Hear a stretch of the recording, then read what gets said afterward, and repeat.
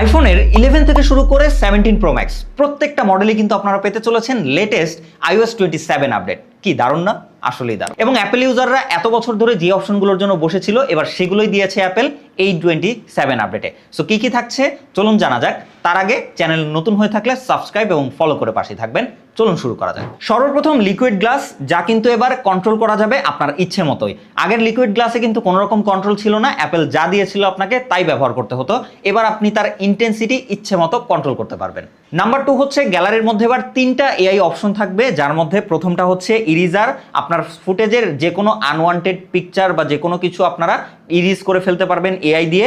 ছবি আপনারা এক্সটেন্ড করতে পারবেন, ফ্রেম বাড়াতে পারবেন। 3 নাম্বার হচ্ছে রিফ্রেমিং, আপনারা চাইলেই আপনার ছবিটাকে মুভ করে রিফ্রেমিং করতে পারবেন ছবি তোলার পরেও। সো খুবই দারুণ 3টা আপডেট রয়েছে এবার গ্যালারিতে। নাম্বার 3তে এবার তারা ইউআই এবং অ্যানিমেশনে প্রচুর পরিমাণে স্মুথনেস এবং স্ট্যাবিলিটি নিয়ে এসেছে, যার জন্য আইফোন 11তেও আপনারা এবার প্রচুর স্ট্যাবিলিটি পাবেন অ্যাপ ওপেনিং ক্লোজিং থেকে শুরু করে ইউআই ট্রানজ্যাকশনগুলোতে।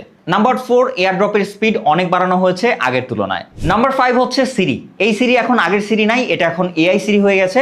জাস্ট আপনি আপনার ভয়েস দিয়েই তার থেকে যে কোনো কিছু জিজ্ঞেস করতে পারবেন। স্ক্রিনে কোনো ছবি থাকলে সেটাও যদি জিজ্ঞেস করেন কোথায় আছে, সেটাও আপনাকে ডিরেক্টলি লোকেশন সহ বলে দিতে পারবে এবারের সিরি। সর্বশেষে চাইল্ড অ্যাকাউন্ট সিকিউরিটি নিয়ে তারা প্রচুর পরিমাণে কাজ করেছে। সো যারা নিজের পাশাপাশি নিজের ঘরের ছোটোখাটো বাচ্চাদেরকে আইফোন কিনে দেন, তারা এবার তাদের ফুল কন্ট্রোল নিজের হাতে রাখতে পারবেন। স্ক্রিন টাইম কতক্ষণ ব্যবহার করতে পারবে, কোন ওয়েবসাইট ভিজিট করতে পারবে, তাছাড়া কি কি ব্যবহার করতে পারবে, কতক্ষণ ব্যবহার করতে পারবে, এভরিথিং আপনি নিজের মতো করে কন্ট্রোল